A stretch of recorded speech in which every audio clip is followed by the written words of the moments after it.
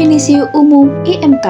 Indikator multidimensional kemiskinan IMK adalah sebuah pendekatan untuk mengukur kemiskinan yang tidak hanya dilihat dari sisi pendapatan atau ekonomi saja, tetapi juga mencakup berbagai dimensi kehidupan yang penting bagi kesejahteraan manusia. Definisi kemiskinan menurut Bappenas mendefinisikan kemiskinan sebagai kondisi di mana seseorang atau sekelompok orang, laki-laki dan perempuan, tidak mampu memenuhi hak-hak dasarnya untuk mempertahankan dan mengembangkan kehidupan yang bermartabat.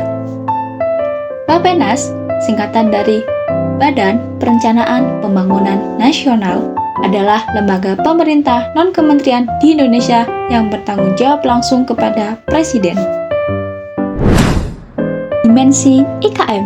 IKM mengukur kemiskinan dengan mempertimbangkan 3 dimensi utama, yaitu kesehatan, dengan indikator kematian anak dan nutrisi buruk, malnutrisi. Pendidikan, dengan indikator lama sekolah dan kehadiran anak di sekolah. Standar hidup, dengan indikator akses listrik, air minum bersih, sanitasi.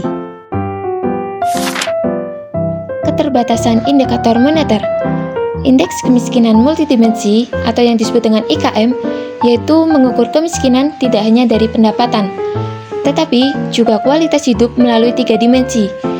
Yang pertama, kesehatan, yang mencakup kematian anak dan kekurangan gizi. Yang kedua, pendidikan, yang mencakup lama sekolah dan kehadiran.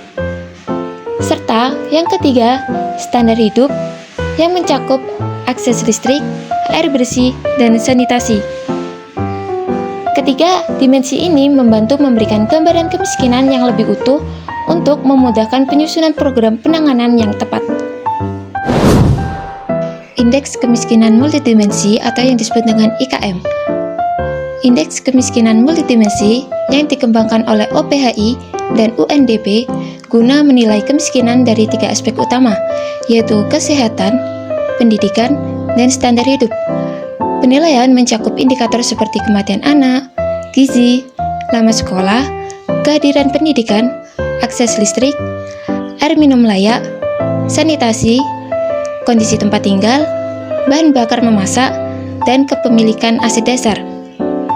Seseorang disebut miskin secara multidimensi jika mengalami kekurangan pada minimal sepertiga indikator tersebut. Keunggulan pendekatan multidimensi. Pendekatan multidimensi dalam pengukuran kemiskinan memiliki keunggulan penting karena memberikan pandangan yang lebih manusiawi dan holistik.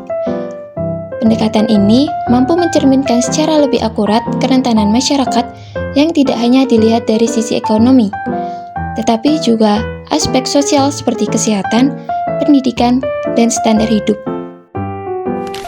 Studi kasusnya, di Nusa Tenggara Timur, kemiskinan dan masalah kesehatan masih menjadi tantangan besar. Pada Maret 2024, tingkat kemiskinan mencapai hampir 19,5% dan angka stunting balita sekitar 37%. Banyak keluarga kesulitan memenuhi kebutuhan gizi dan mendapatkan layanan kesehatan yang layak. Untuk mengatasi hal ini, pemerintah bersama BKKBN, Kementerian Kesehatan dan Badan Gizi Nasional menjalankan program perbaikan gizi ibu dan anak, peningkatan layanan kesehatan dasar, serta bantuan sosial. Harapannya, angka stunting bisa turun dan kesehatan masyarakat semakin membaik.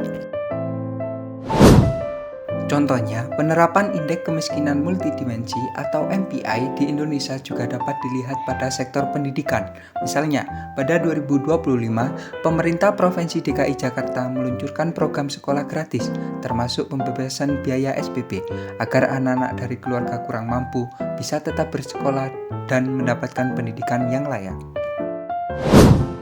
Kesimpulannya, kemiskinan tidak cukup dilihat dari pendapatan saja. Banyak orang yang meski berpenghasilan tetap mengalami keterbatasan dalam kesehatan, pendidikan, dan standar hidup. Oleh karena itu, digunakan indeks kemiskinan multidimensi yang menilai kondisi masyarakat secara lebih lengkap. Pendekatan ini lebih adil dan manusiawi, serta membantu pemerintah membuat program yang lebih tepat sasaran.